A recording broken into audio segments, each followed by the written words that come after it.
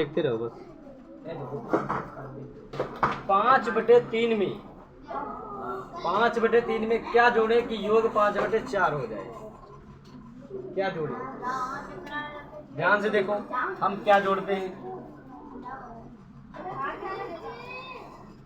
5/3 में क्या जोड़े कि योग 5/4 हो जाए? अगर हम x जोड़ते हैं, कोई भी अक्षर जोड़ लो, ठीक है। एक नहीं जोड़ेंगे, कोई भी अचर पद। चर और अचर होते हैं। चर पद वो होते हैं जिनमें अंक होते हैं, अचर पद वे होते हैं जिनमें अंक नहीं होते हैं। तो कोई भी अचर पद जोड़ सकते हो। x मानना है तुम y मान सकते हो, p मान सकते हो, q मान सकते हो, कुछ भी मान लो। हमने मान लो 5/3 में ये जोड़ा, तो जो योग है इनका कितना हो जाएगा? 5/। अब इसका मान निकालना है, उधर ले जाओगे तो काय में हो जाएगा? ये 5/4 पहले से, ये इधर से उधर जाएगा तो माइनस में जाएगा। फिर से गुणा करा लो, 3×5 15 और 4×5 20। नीचे नीचे गुणा, पहले इसकी इससे कराओ, नीचे नीचे की। समझ में आ गया? अब आंसर आएगा -5/12 भैया। समझ में आ गया? सेम दूसरा सवाल कह रहा 4/3 में क्या घटाएं? अब घटाना है। 4/3 में क्या घटाएं कि अंतर 4/5 हो जाए? तो 4/3 में 4/, मान लिया हमने x घटाना है। क्या घटाना है?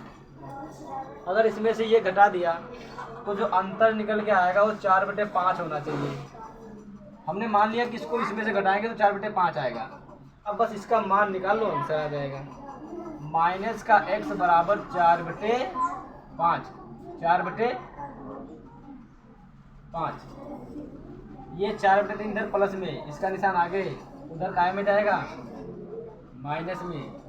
तो माइनस के x बराबर तिरछे गुणा कराओ, 4 चक्के 4 तियाँ 12, 5 चक्कू 20/5 तियाँ। तो माइनस के x बराबर माइनस के कितने आंसर आएंगे? 8 आएगा ना? दोनों तरफ कट गया, क्या बचा?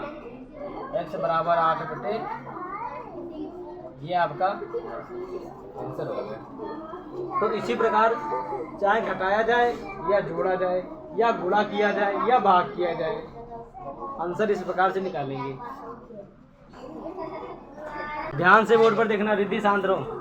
लिखा हुआ 2 परिमेय संख्याओं का योग इतना है, एक -2 है।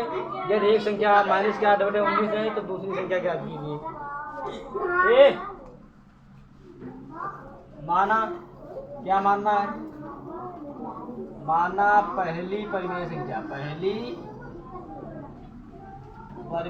संख्या बराबर x और दूसरी परिमेय संख्या क्या हो जाएगी? y। प्रश्न के अनुसार, प्रश्न हमारा क्या कह रहा है? 2 परिमेय संख्याओं का योग, यानी जो हमने ये माना है इनको जोड़ो तो कितना हो जाएगा? -1/2। आगे कह रहा है यदि इनमें से एक संख्या -8/19 है, इन्हीं में से -8/19 एक संख्या, तो दूसरी वाली वैसे ही रख लो।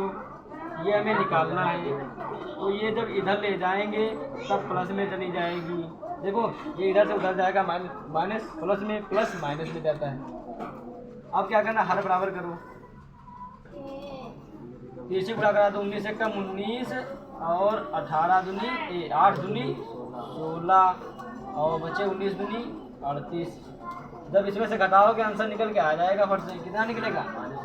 -3/36 36 होगा, 38 होगा। तो यहाँ पर भी 38 लेंगे, यही आंसर हो जाएगा। कटेगा तो है नहीं।